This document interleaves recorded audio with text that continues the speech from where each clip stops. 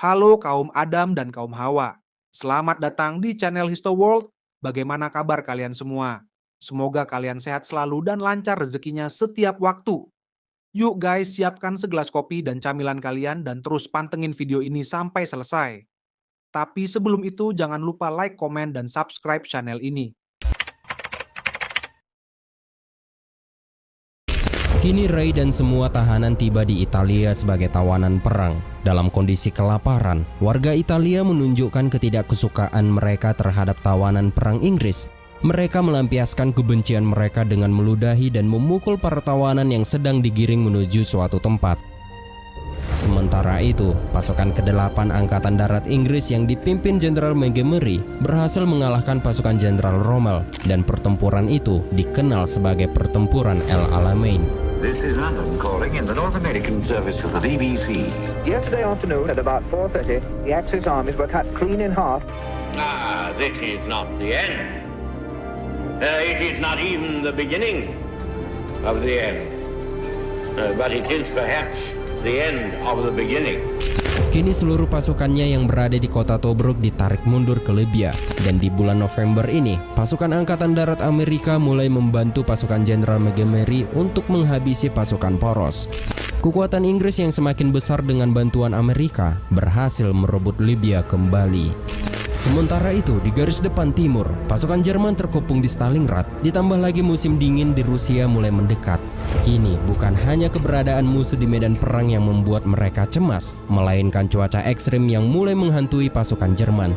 Tidak hanya tekanan dari serangan musuh, tetapi juga tekanan cuaca ekstrim yang dapat mengubah dinamika pertempuran mereka menjadi pertempuran melawan kekuatan alam yang tak kenal ampun. Kemudian salah satu jenderal Jerman berusaha mengabarkan situasi mereka di Stalingrad. Namun Hitler memerintahkan mereka tetap bertempur karena Hitler tak terima jika Jerman yang merupakan ras unggul kalah di pertempuran Stalingrad. Diese letzten Monate sind so gewaltige und notwendig ist, derer zu gedenken, denen wir alle diese Erfolge verdanken. Dass Sie uns jemals schlagen, ist unmöglich und ausgeschlossen. Das nationalsozialistische Deutschland aus diesem Krieg mit einem glorreichen Sieg herausgehen. Pasukan Nazi yang dilarang mundur akhirnya mengalami krisis pasokan. Mereka kehabisan bahan bakar, amunisi, dan persediaan makanan. Para prajurit Nazi terpaksa mencari solusi ekstrim untuk bertahan hidup. Dengan keadaan yang semakin putus asa, mereka memakan bangkai-bangkai yang tergeletak di sekitaran parit pertahanan mereka. Di antara prajurit itu, ada Gerhard Dengler. Ia menceritakan tentang apa yang mereka alami selama bertahan di cuaca ekstrim ini. Dachten wir in den ersten Tagen, wir kommen raus. Und damit ging es eigentlich richtig los. Jetzt hatten wir kaum mehr Sprit. Und dann hatten wir auch keine Munition mehr. Und dann schließlich hatten wir auch nichts mehr zu essen. Wir lebten zum Teil.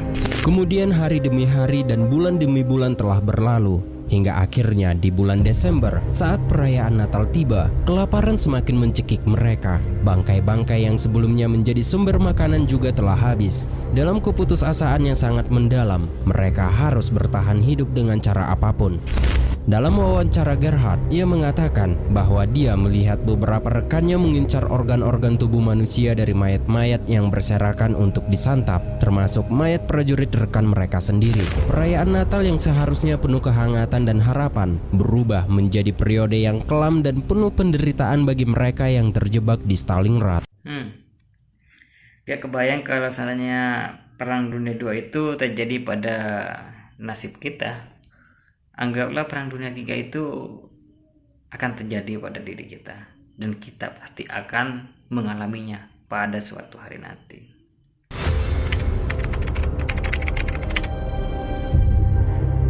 Setelah berbulan-bulan bertahan di tengah badai salju yang membeku, akhirnya pada tanggal 2 Februari 1943, pasukan Jerman di Stalingrad mulai menyatakan menyerah kepada tentara merah Soviet. Ist die 6. Armee der Übermacht des Feindes und der Ungunst der Verhältnisse erlegen.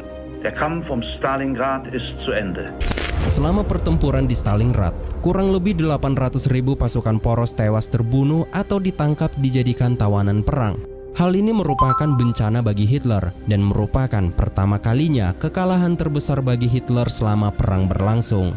Mengetahui kekalahan Jerman di Stalingrad, warga dan para pasukan bersorak-sorak ramai menyambut kemenangan tersebut, terutama bagi Alexandra Bokharova, salah satu tentara wanita merah Soviet yang berjuang mempertahankan Stalingrad.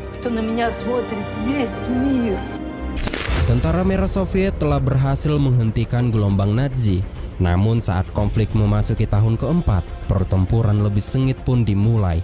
Pasukan sekutu mulai melakukan serangan ke tempat yang paling berbahaya di bumi, yaitu Nazi Jerman.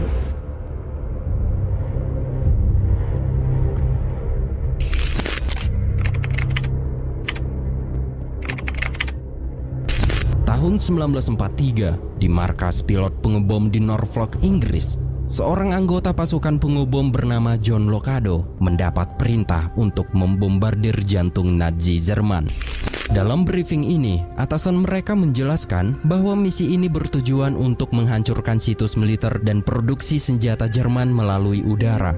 Walaupun misi ini terdengar sangat mudah, namun misi ini merupakan misi yang paling sulit dan penuh bahaya dikarenakan Jerman memiliki ribuan pesawat Luftwaffe dan senjata anti pesawat Jerman yang sudah siap melakukan perlawanan jika benteng mereka diserang. Maka dari itu, mereka harus berhati-hati dalam menjalankan misi ini.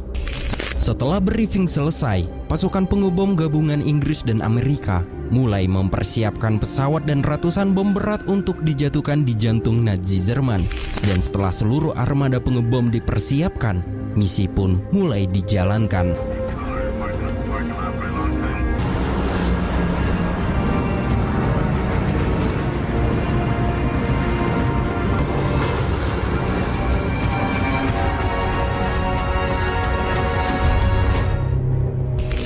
Setelah melintasi selat dengan suhu 45-50 derajat Celcius, di mana suhu ini merupakan suhu yang bisa membukukan dalam seketika.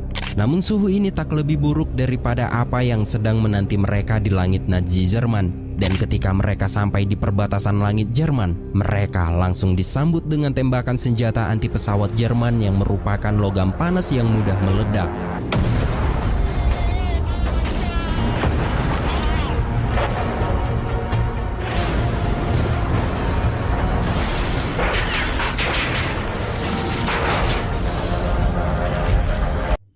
Wah, keren juga Inggris ini sama sekutunya. Langsung nyerang ke jantung pertahanan Jerman. Keren. Setelah berhasil menghadapi serangan anti pesawat Jerman, tak lama kemudian puluhan pasukan pilot sekutu ini dihadapkan dengan puluhan pesawat Jerman, yaitu Luftwaffe. Maka pertempuran di langit Jerman menjadi pertempuran udara yang barbar. Watch him, Scotty. I got my sights on him.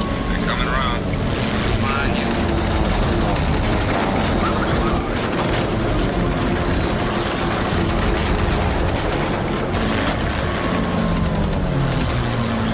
B-17 in trouble out at 2 o'clock.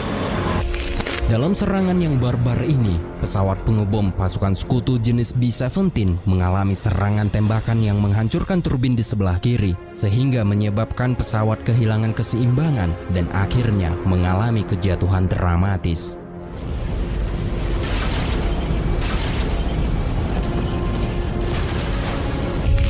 Walaupun mereka kehilangan satu pesawat pengebom, pasukan pilot sekutu masih tetap menjalankan misinya dan sekarang mereka tepat di bawah benteng Nazi Jerman dan mulai melakukan pengeboman.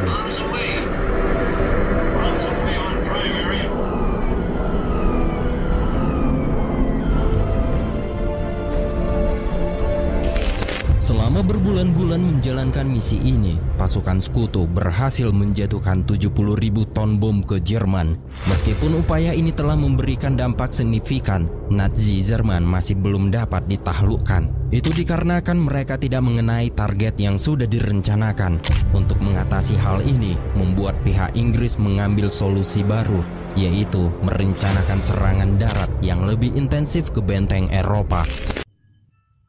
Tolak balik pasukan Inggris dan sekutunya menyerang Jerman. Mana deh kita bahas? Kita lanjutkan.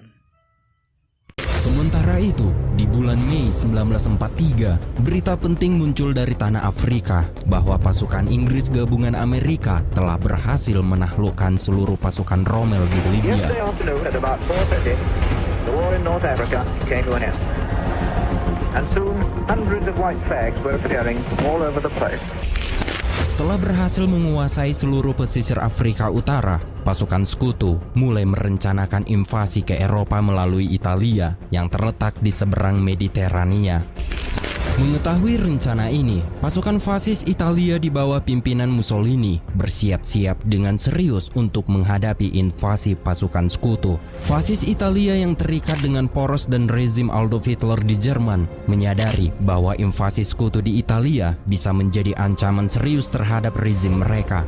Sebagai respon, mereka memobilisasi prajurit, memperkuat pertahanan, dan menyiapkan strategi pertahanan untuk melawan invasi yang akan dilakukan pasukan Sekutu ke Italia. Der Führer und der Duce brachten bei dieser Zusammenkunft erneut ihre und ihrer Völker harte Entschlossenheit zum Ausdruck, den Krieg zu führen bis zum endgültigen Sieg.